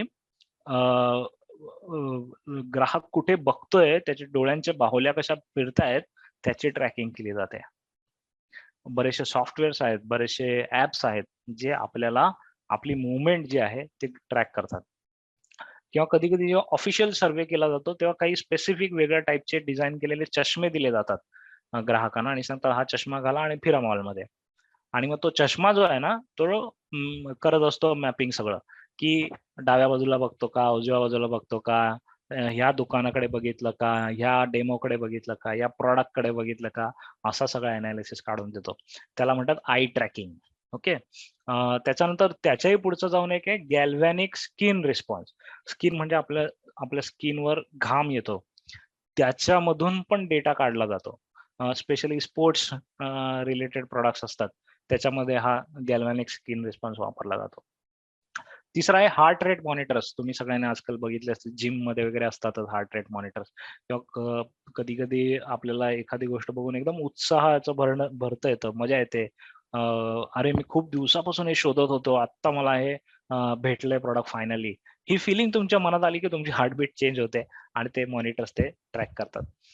त्याच्यानंतर फेशियल एक्सप्रेशन अनालिसिस. आपल्या चेहऱ्याचे हावभाव बघून मशीन सांगते की याचा मूड असा आहे. सो हॉटेलमध्ये तुम्ही बसलाय, बारमध्ये बसलाय, मोठ्या स्पोर्ट्स कॉम्प्लेक्स मध्ये बसलाय, किंवा ऍक्च्युली तुम्ही तिकडे तुमचा फेस एक्सप्रेशन अनालिसिस पण केला जातो. मशीने केला जातो, कोणी मॅन्युअली करत नाही या गोष्टी. पण त्याच्यावरून ठरवतं की आत येताना मूड असा होता, इथे एवढा वेळ बसला तेव्हा मूड असा एवढा वेळ चेंज झाला, बाहेर जाताना मूड असा चेंज झाला. तुम्ही विचाराल, तुम्ही ऐकून हैराण व्हाल, एवढ्या सगळ्या गोष्टी आपल्या बरोबर होत आहेत as a user. Okay. So हे थोडे ऍडव्हान्स टेक्निक्स आहेत, पण ह्या आपण सगळ्या क्वांटिटेटिव्ह टेक्निक्स आहेत. आपण 3च टेक्निक बघितले आतापर्यंत: सर्वेज, डेटा अनालिटिक्स आणि आय ट्रॅकिंग अँड बायोमेट्रिक्स.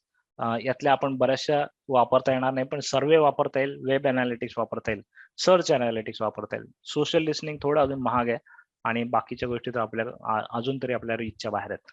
पण सो मित्रांनो, हाऊ वॉज इट? इंटरेस्टिंग होत्या का क्वांटिटेटिव्ह रिसर्च टेक्निक्स? मला सांगा, आणि काही प्रश्न असले तर विचारा.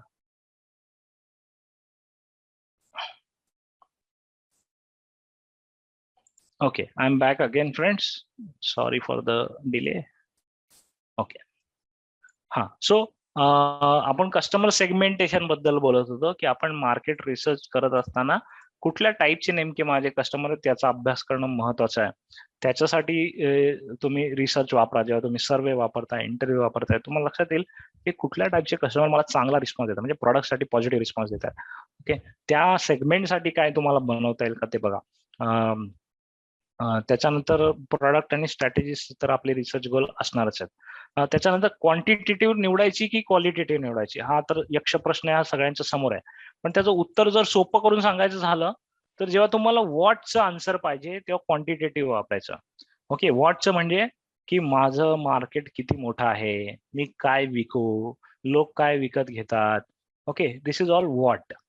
आणि व्हायचे प्रश्न तुम्हाला विचारायचे असतील की लोक का विकत घेत आहेत. ओके. लोक का विकत घेत नाहीयेत, किंवा लोकांना हा रंग का आवडत नाहीये, लोकांना ही टेस्ट का आवडत नाहीये किंवा का आवडतेय. ओके. लोक फक्त ह्याच प्रकारचं मटेरियल का घेतात, या प्रकारचं मटेरियलला का उठाव नाहीये. हे सगळे का वाले प्रश्न जर तुम्हाला सोडवायचे असतील तर तुम्हाला क्वालिटेटिव्ह टेक्निक्स वापरायचे आहेत. ओके. आणि जर तुम्हाला काय वाले प्रश्न सोडवायचे आहेत, की माझं मार्केट किती मोठं होऊ शकतं. ओके. किती दुकानांमध्ये मी जाऊ शकतो, किंवा किती डीलर्स मला अपॉइंट करायला लागतील. ओके. या सगळ्यांसाठी तुम्हाला क्वांटिटेटिव्ह प्रश्न विचारायचे. सो एक रफ आयडिया मी तुम्हाला दिली. It is always mix. बिझनेसमध्ये असं काही ब्लॅक अँड व्हाईट उत्तर नसतं, ऑलवेज ग्रे एरिया असतो. पण एक 90% तुम्हाला क्लॅरिटी याच्यातून मिळेल, की मला क्वांटिटेटिव्ह कधी वापरायचं आहे, जेव्हा मला काची उत्तर, कितीची उत्तरं पाहिजेत. ओके. किंवा काय, किती, कसे याची उत्तरं पाहिजेत. आणि काची उत्तरं पाहिजे असतील तर मला क्वालिटेटिव्ह पाहिजे. ओके. देन रिसर्च करताना 3 गोष्टी, बॅरियर्स, अडथळे आहेत आपल्या मनात आहेत, by the way, most of them. पहिलं म्हणजे आपले सगळे बिझनेसमन असतात ना, हुशार असतात जन्मापासून. त्यांना वाटतं मला सगळं माहिती आहे. I know it already. Okay. मला पण स्वतःला माझे पहिले 2-3 बिझनेस फेल झाले तेव्हा ते त्याच्यामुळे झालेत, की मला वाटलं की आय न्यू इट ऑलरेडी. मला माहिती आहे सगळं. ठीक आहे.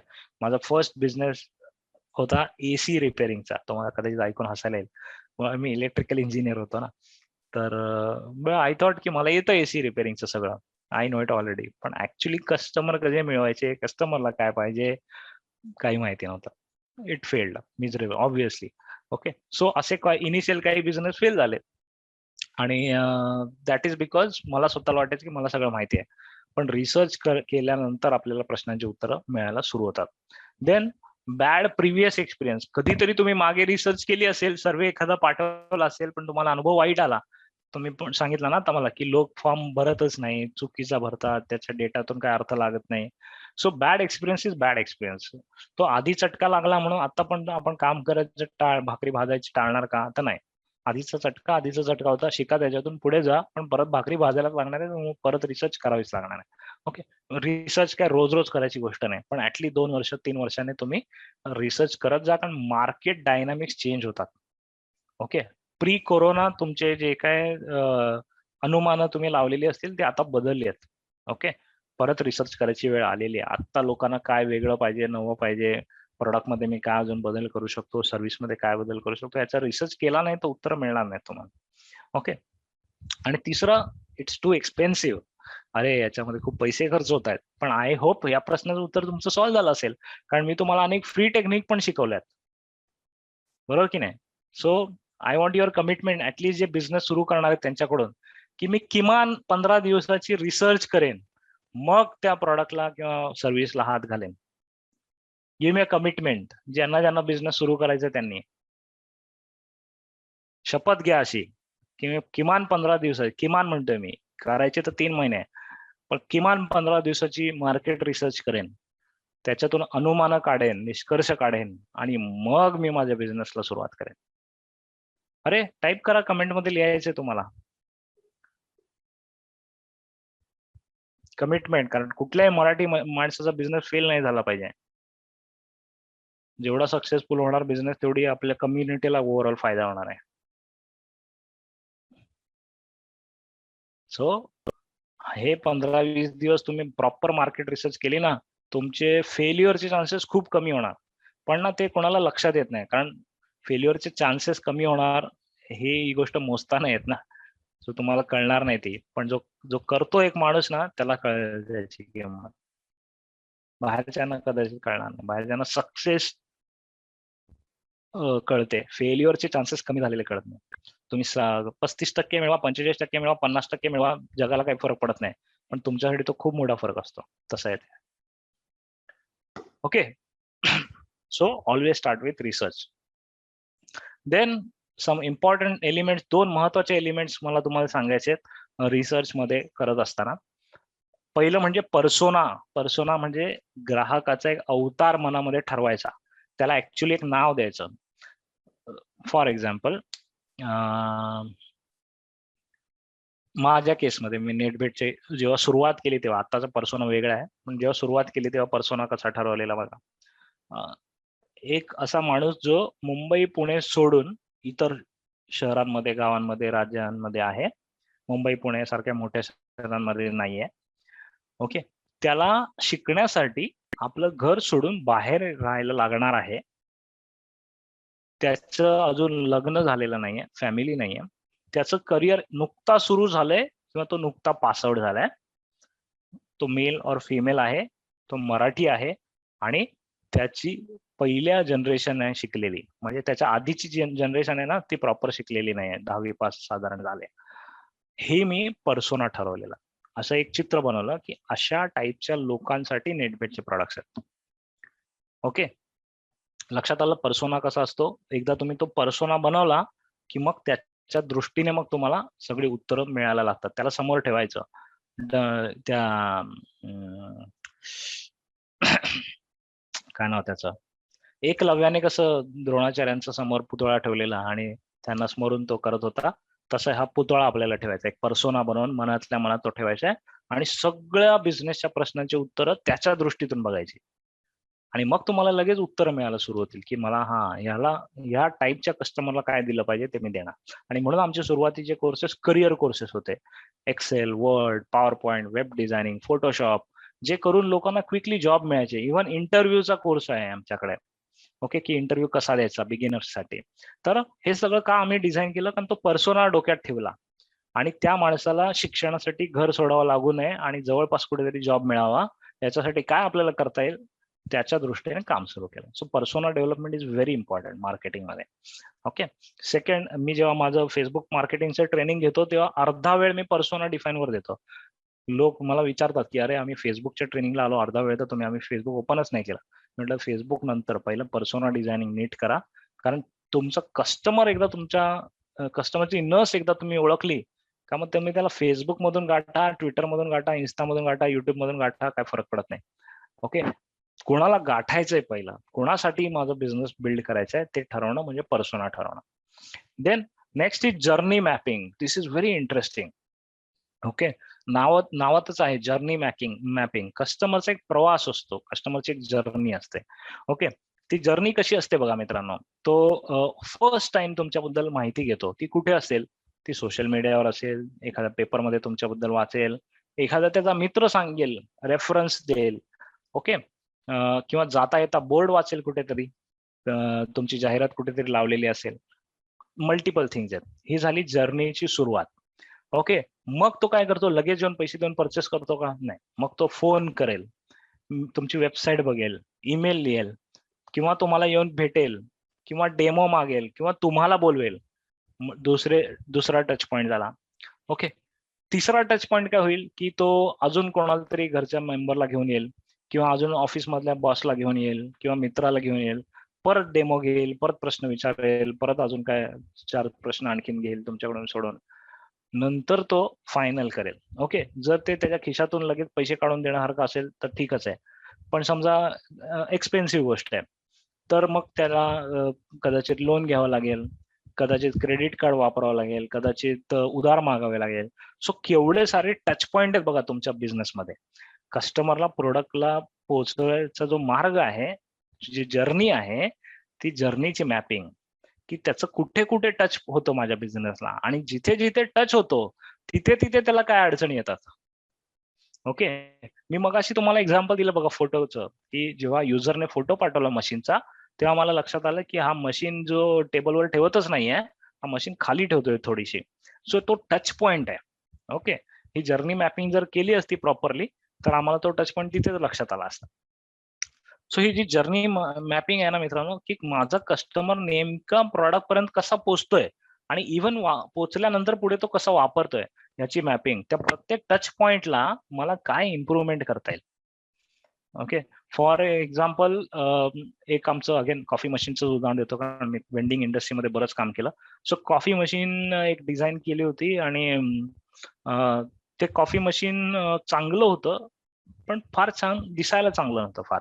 म्हणजे असं खराब होतं असं नाही, पण असं एकदम चांगलं पण नव्हतं. पण ते आम्ही जेव्हा ठेवलं ऑफिसेसमध्ये, पॅन्ट्रीजमध्ये, आणि अशा प्रकारे जर्नी मॅपिंगचे सर्वे करत होतो, आणि त्यावेळेला एका व्यक्तीने सांगितलं की हे हा फ्रीज सारखं वाटतंय म्हणून. ओके, की कळत नाही पटकन एक कॉफी मशीन आहे, कारण त्याला ते ग्लासचं फ्रंट लावलं होतं आम्ही, आणि बटन ते टच बटन होते, जे दिसत नव्हते, ग्लासमध्ये असतात, मोबाईलमध्ये असतात तसे टच स्क्रीन. तर आम्हाला वाटलं की भारी काहीतरी टेक्नॉलॉजी केलंय, पण तिथे फीडबॅक मिळाला की अरे हे फ्रीज सारखं वाटतंय आम्हाला, doesn't look like machine, coffee machine. आणि म्हणून मग पुढच्या व्हर्जनमध्ये त्या काचेमध्ये चहाचं एक लाईट वालं चित्र, म्हणजे त्याच्या मागे लाईट चमकते असं रंगीबेरंगी, असं चहाचं चित्र एम्बॉस केलं त्याच्यामध्ये. सो जर्नी मॅपिंग केली ना तुम्ही, तर तुम्हाला या गोष्टी लक्षात येईल की माझा कस्टमर मला कुठे कुठे टच करतोय. तुमच्या केसमध्ये मे बी त्याने एन्क्वायरीसाठी फोन केला, ओके, तुमच्या असिस्टंटने किंवा टेलिफोन ऑपरेटरने उचलला, तर तो टच पॉइंट आहे. आता तुमची ऑपरेटर त्याच्याबरोबर काय बोलते, कशी बोलते, ह्याच्यावर डिपेंड आहे की तो पुढच्या टच पॉइंटला येणार की नाही. जर तुमच्या ऑपरेटरने चुकीची इन्फॉर्मेशन दिली, किंवा इन्फॉर्मेशन दिलीच नाही, तर त्याला वाटलं की नाही, यांना काही इंटरेस्ट नाही बिझनेसमध्ये, नाव बिझनेसचं खराब झाला. ओके, पण टच पॉइंट कुठला खराब होता? तो ऑपरेटर. किंवा तुमचा फोन उशिरा उचलला, तो 4 वेळा रिंग करतो, 5व्या वेळेला ठेवून देतो आणि बोलतो रिस्पॉन्सिव्ह नाही आहेत. तो फोन कधी आला, कधी गेला, एक कस्टमर यायचा होता, तो निघून गेला, तुम्हाला आयुष्यात कळणार नाही. Okay, these are all touch points. Interesting आहे. आपण मार्केटिंग पुढे अजून बरं शिकणार आहोत, तेव्हा मी या सगळ्या गोष्टी थोड्या थोड्या घेईन. ओके, सो दुसरी गोष्ट, प्रत्येक टच पॉइंटला त्याची इमोशनल रिॲक्शन काय आहे ते बघा. आता मी जे तुम्हाला सांगितलं ना टेलिफोनचं एक्झाम्पल, त्याची इमोशनल रिॲक्शन, राग आला त्याला. हल्ली लोकांना राग फार लवकर येतो बाय द वे. ओके, तुम्ही कधी हॉटेलमध्ये जा आणि वेटरने थोडासा डिले करू दे, मग बघा तुम्ही कसे रिॲक्ट करता. आणि तुम्ही सोडा, आजूबाजूच्यांकडे ऑब्झर्व करा की ते कसे रिॲक्ट करतात. जसं काय त्या वेटरला विकतच घेतलं असं रिॲक्ट करतात, बिकॉज इमोशनल रिॲक्शन वेगवेगळे असतात प्रत्येकाचे. सो जर्नी मॅपिंग करा की माझ्या कस्टमरचा प्रवास कसा होतोय, कसा होणार आहे आणि कसा झाला पाहिजे. ओके, सो अल्टिमेटला आपला रिसर्चचा फायदा आपल्याला तिकडे करायचा. So friends, I think this is it. I hope तुम्हाला सेशन आवडलं असेल, मजा आली असेल. आणि